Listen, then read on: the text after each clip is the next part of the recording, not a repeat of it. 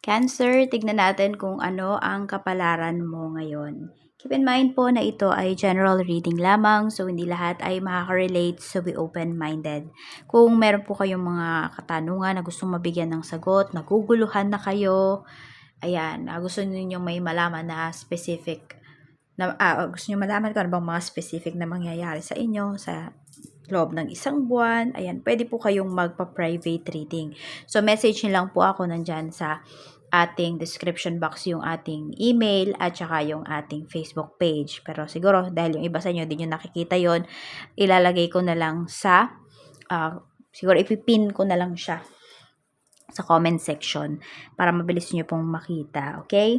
So, tignan natin, Cancer, kung ano ang mensahe para sa'yo ngayon. So, pasensya na po, may nakatambay na naman na pusa. Actually, natutulog lang naman yan dyan.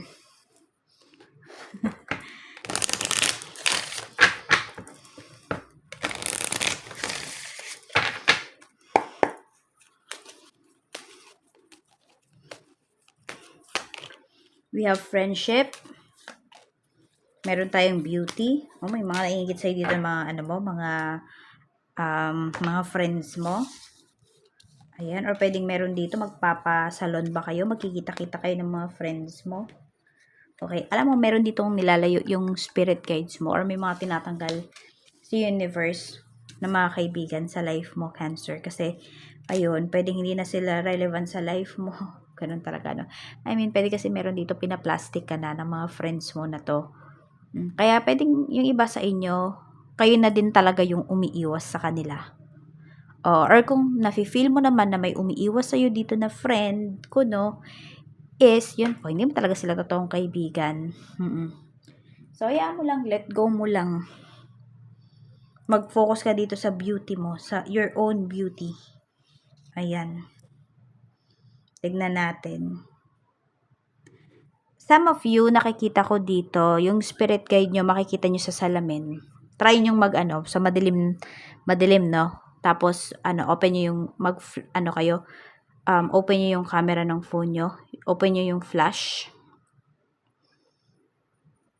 Or pag yung clinic nyo, tsaka siya magpa-flash, ganun po, makikita nyo sa salamin kung ano yung itsura ng spirit guide ninyo. Pero it takes some practice bago nyo makita. Try nyong gawin yun. Kung gusto nyo lang naman makita yung mga spirit guides nyo. Ayan. May magpapakita at may magpapakita sa inyo. Pero kung matatakotin kayo, Cancer, wag nyo nang gawin. Pero kung curious kayo, ayun, search din kayo about it, kung paano ba siya gawin. Kasi, di ba, baka hindi nyo na-gets yung sinabi ko. Or baka malabo yung sinabi ko. Tignan natin pagdating naman sa mga issues mo today. Okay, ano ba yung mga pwede mong maging issues today? Ano ba yung mga pwede mong or maaari mong kaharapin na problema? Either malaki or maliit man to na issues. Tignan po natin. Cancer, ano naman yung issues na pwede mong kaharapin ngayon? Ano yung issues na pwede mong kaharapin ngayon? Meron tayo ditong The Hermit. Tingnan mo, may flash, diba? Yung sinasabi ko sa iyo, iba po sa inyo, pwede nyo talagang, pwede may mga curious kayo ngayon. O, may nanloloko rin sa inyo dito. Ito yung pwedeng maging issues nyo. May nagpapanggap kasi dito na wala daw siyang oras or sobrang busy daw niya, pero totoo hindi. Pwedeng pinagtataguan ka lang ng taong to or ayaw ka lang muna niyang makausap.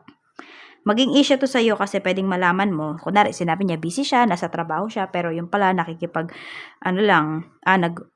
games lang, ganon. O kaya naman, nasa mga kaibigan lang pala, ganyan. So, meron kayo magkaka-issue yung iba sa inyo dito.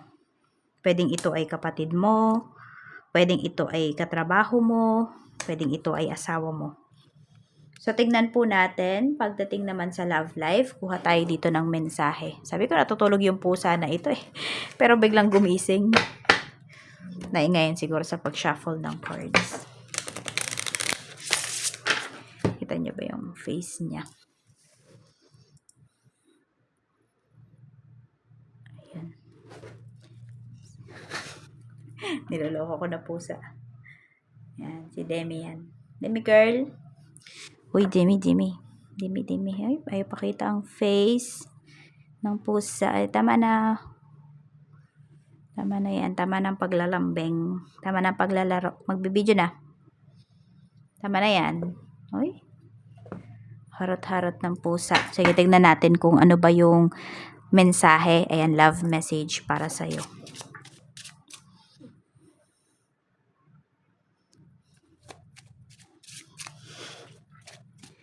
Love message. Tignan natin. Okay, we have, I feel empty and hollow inside. I can't open up right now. So, baka nga ito, pwedeng person mo rin yan, ano? Kaya parang iniiwasan ka niya ngayon. Wala siya sa mood. May tao dito na wala sa mood. I cannot be vulnerable with you. I rather hide in darkness before I let you see inside me. May nagtatago talaga, may umiiwas. Yun po yung pinapakita dito. Bababa ko lang si Demi kasi hindi nyo makita yung mga cards, no? Tara na, pusa. Pusa, Miss Demi, tara na.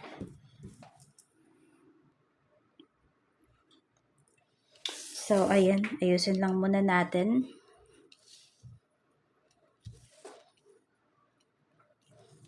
So, may mga nagtatago ng feelings sa'yo dito.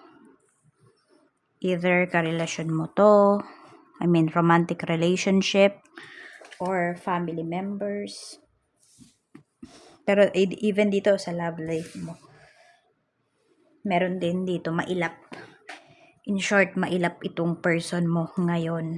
Kahit di naman talaga siya busy, ayaw niya lang talaga makipag-usap. Ewan ko, nape-pressure ata siya. Tignan natin. Okay. Ayan. We have the High Priestess. Pero alam nyo, yung iba po sa inyo, may clue naman kayo kung bakit ganyan yung person mo. So, parang hindi naman po yan lingid sa inyong kaalaman.